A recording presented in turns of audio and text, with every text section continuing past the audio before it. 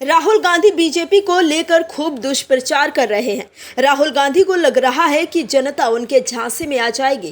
कांग्रेस के नेता राहुल गांधी को सोशल मीडिया पर जननायक बताते हैं, लेकिन कांग्रेस के कथित जननायक के साथ देश के लोगों ने खेला कर दिया है और बता दिया है कि पीएम मोदी के सामने राहुल गांधी दूर दूर तक नहीं टिक पाएंगे। राहुल गांधी को भी अब अपनी सियासी ताकत समझ आ गई होगी कि उनके लिए पीएम मोदी से काफी मुश्किल है और राहुल गांधी के लिए दिल्ली अब भी बहुत दूर है। दोस्तों, आज हम आपको बताने वाले हैं कि आज चुनाव हो जाएगा तो कौन सा दल जीतेगा। दर्शकों, कांग्रेस और राहुल गांधी लगातार कह रहे हैं कि पीएम मोदी पर से लोगों का भरोसा उठ चुका है। पीएम मोदी अपने हाशिए पर पहुंच चुके हैं। पीएम मोदी के लिए विपक्ष ये भी कहता था कि वो अपने सर्वसम्मति वाले पीएम नहीं बचे हैं, लेकिन एक सर्वे हुआ था हाल ही में जिसमें साफ हो गया कि आज भी देश की जनता के मन में पीएम मोदी ही सर्वमान्य नेता हैं।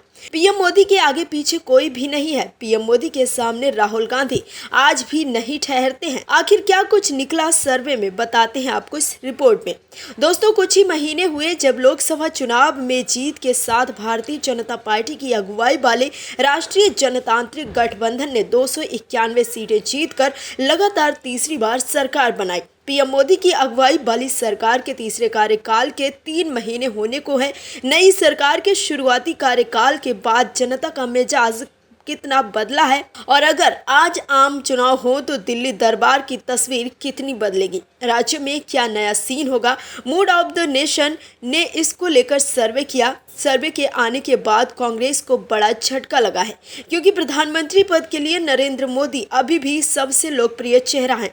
सर्वे में 49% लोगों ने प्रधानमंत्री पद के लिए नरेंद्र मोदी को सबसे बेहतर विकल्प बताया है। वहीं सर्वे में शामिल 22% लोग ऐसे हैं जो ये मानते हैं कि कांग्रेस के पूर्व अध्यक्ष राहुल गांधी बेहतर प्रधानमंत्री साबित होंगे। इस साल हुए लोकसभा चुनावों में भाजपा को 240 सीटें मिली, यानी कि वो बहुमत का आंकड़ा नहीं छू पाई। इसके बाद ये कयास लगाए जाने लगे कि प्रधानमंत्री नरेंद्र मोदी का इकबाल कम हुआ है और भाजपा सरकार की लोकप्रियता में कमी आई है। इतना ही नहीं, भाजपा के जुड़े कार्यकर्ता भी ये मान रहे हैं कि नरेंद्र मोदी की सरकार में पहले वाली बात नहीं है। इसके पीछे वे तर्क देते हैं कि अपने फैसलों को लेकर अडिग रहने वाली मोदी सरकार अब अपने पांव पीछे खींचने के लिए मजबूर हो गई है।